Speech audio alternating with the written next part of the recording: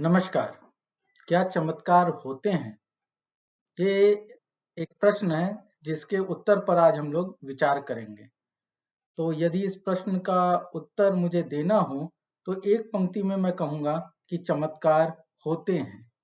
अब इस उत्तर को सुनकर कुछ लोग सोच रहे होंगे कि मैं भी वही घिसी-पिटी या कही क सुनाई बात आगे कहूँगा। लेकिन मैं ये स्पष्ट करना चाहूँगा कि मैं यहाँ सत्य के लिए हूँ, मैं यहाँ ट्रुथ के लिए हूँ और मैं जो भी कहूँगा वह बहुत ज़िम्मेदारी के साथ कहूँगा और आगे मैं जो भी कहूँ उसे कृपया ध्यान से सुनने का प्रयास करेंगे। तो मैंने कहा कि चमत्कार होते हैं, लेकिन इसके आगे मैं एक पंक्ति कहना चाहूँगा कि चमत्कार होते हैं, लेकिन चमत्कारों का होना हम पर निर्भर करता है। वह किसी पारलौकिक या कोई पैरानॉर्मल एक्टिविटी नहीं है। चमत्कार का होना एक व्यक्ति पर निर्भर करता है, वह किसी दिव्य शक्ति पर निर्भर नहीं करता। तो अब इस बात को और स्पष्ट करने के लिए मैं कहना चाहूँगा कि कोई भी चीज़ जो हमें अचरज में डाल देती है, जो हमें चकित कर देती है, जिसके बारे में हम सोच नहीं सकते या जिसके पीछे का कारण हम नहीं जान सकते, वैसी चीज़ों को हम चमत्कार की संज्ञा दे देते हैं। शुरू में मनुष्य जाति का जब विकास हो रहा था, तो सारी चीज़ें मनुष्य के लिए नई थी। आप आसमान में बिजली का चमकना, दिन रात का होना, सूर्य, चंद्रमा, ये सब एक आश्चर्य ही थे मनुष्य के लिए और वो हर चीज को चमत्कार की दृष्टि से देखता था। यहां तक कि जब एक पाषाण युग के व्यक्ति ने दो पत्थरों को टकराया और उसमें से अग्नि प्रज्वलित हुई, तो वह भी उसके लिए किसी चमत्कार से कम नहीं था। किंतु धीरे धीरे जैसे जैसे सभ्यता का विकास होता चला गया और हमारी बुद्धि विकसित होती चली गई, वैसे हमने क्या, क्यों, कैसे जैसे प्रश्न करने प्रारंभ कर दिए और उन प्रश्नों का उत्तर ढूंढना प्रारंभ कर दिया और इस यात्रा में हम आज इस समय तक पहुंच पाए हैं जहां हमें बहुत सी चीजों का उत्तर मिल गया है। किंतु ऐसी बहुत सी चीजें हैं जिनका उत्तर हम अभी तक नहीं जानते और ऐसी सारी चीजों को चमत्कार का नाम दे दिया जाता है और ये चमत्कार का नाम हम मुख्यतः आध्यात्म के क्षेत्र में या स्पिरिचुअल क्षेत्र में देखेंगे कि दिया जाता है। साइंस में आज भी जो चीज के बारे में पता नहीं है उसे चमत्कार नहीं माना जाता, उसके बारे में खोजबीन चलती रहती है और उसे अननोन, जैसे हम डार्क एनर्जी या डार्क मैटर की बात कर लें, तो इसका डार्क एनर्जी या डार्क मैटर नाम का ये अर्थ नहीं है कि वो दिखने में या किसी भी प्रकार से काले हैं। उसका सीधा सा अर्थ ये है कि उसके बारे में हमारी जानकारी बहुत ही सीमित है, बहुत ही लिमिटेड इंफॉर्मेशन है हमें उन चीजों के बारे में और वे इसलिए डार्क कहे गए हैं कि वे अभी अंधकार में है। हम उनके बारे में इतनी जानकारी नहीं रखते कि हम उनके बारे में सब कुछ बता सकें। तो विज्ञान के दृष्टि में अगर हम बात करें तो चमत्कार नहीं होते, क्योंकि विज्ञान तर्कों पर आधारित होता है, अवलोकन द्वारा जो देखा जाता है और एक्सपेरिमेंट्स द्वारा जो प्रूव किया जाता है, विज्ञान उसी चीज को मानता है। लेकिन आध्यात्म में यह छूट है कि हम किसी भी चीज पर आस्था रख सकते हैं, हमें उसके पीछे के कारण को जानने की बाध्यता नहीं होती। तो जब बुद्धि थक कर बैठ जाती है तब आस्था कोई भी कार्य कर सकती है।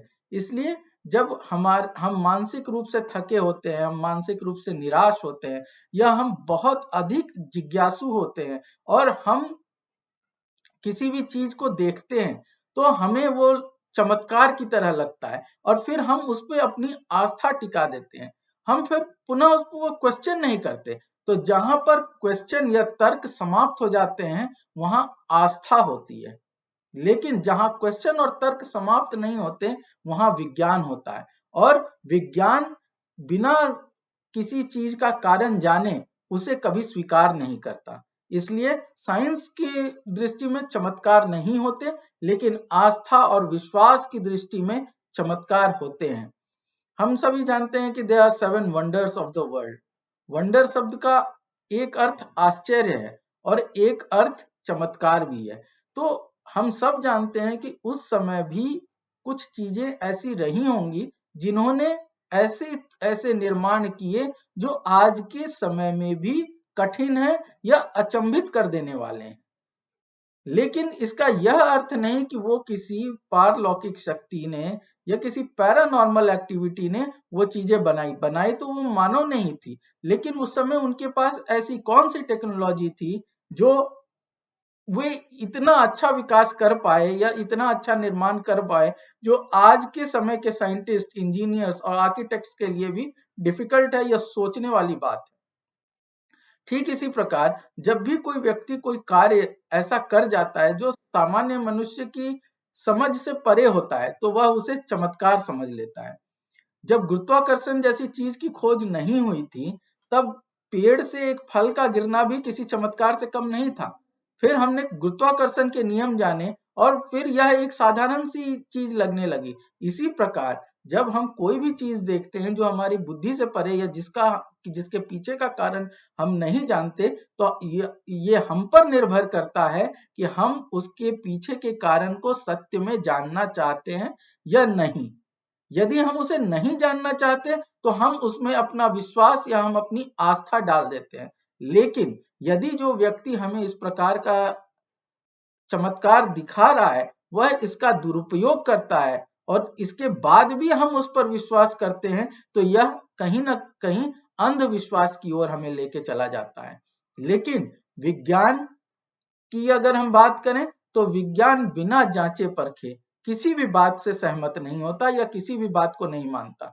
कई एक बार हमने ऐसा भी देखा है कि विज्ञान में कोई तर्क जो है वो पूरी तरह से प्रमाणित किया गया एक तरीके से, लेकिन आगे जाकर पुनः संशोधन हुआ, पुनः चीजों पर खोजबीन हुई तो पता चला कि वह जो चीज पहले खोजी गई थी वह पूरी तरह से सही नहीं थी और उसके बाद और भी चीजें आई। जैसे हम डबल स्लिट एक्सपेरिमेंट का एग्जांपल ले सकते हैं, जिसमें एक इलेक्ट्रॉन पार्टिकल जो है वो, या हम ये कह सकते हैं कि लाइट एक पार्टिकल की भी तरह भी बिहेव करता है और एक वेव की भी तरह बिहेव करता है।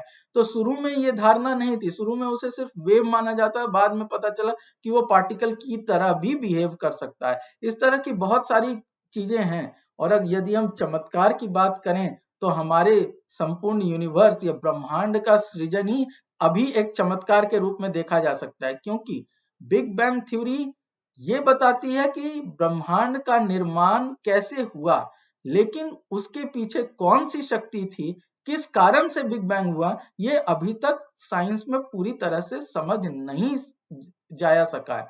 तो उस हिसाब से ये ब्रह्मांड का सृजन भी एक पहेली है, एक चमत्कार ही है। लेकिन ये हम पर निर्भर करेगा कि क्या हम उसे एक चमत्कार मानकर वहीं रुक जाते हैं या फिर हम उसके पीछे के कारण को ढूंढने में सतत प्रयास करते रहते हैं। और हो सकता है एक न एक दिन हम इस पहेली या इस चमत्कार के पीछे के सत्य को भी जान लें। तो जब हम सत्य की बात करते हैं, तो जब हम किसी की भी बात या किसी भी चीज या किसी भी एक्टिविटी के पीछे के सत्य को नहीं जानते और हम उसके सत्य को जानने का आगे प्रयास भी नहीं करते, तो वहां चमत्कार होता है, तो वह चमत्कार होता है। लेकिन जब हम किसी भी चीज जो हमें अचरज में डाल दे या अचंभे में डाल दे, उसके पीछे के सत्य को जानने की कोशिश करने लगते हैं, तो वहां चमत्कार नहीं हो सकता। वहां तथ्य होता है, वहां तर्क होता है और उससे हमारी बुद्धि विकसित होती है। हम आगे की खोज, आगे के अनुसंधान की ओर आगे बढ़ते हैं। अगर हम आस्था के नाम पर ही रुक जाते हैं तो ये एक तरह का गतिरोध है, एक प्रतिरोध है जो हमें आगे बढ़ने से रोकता है।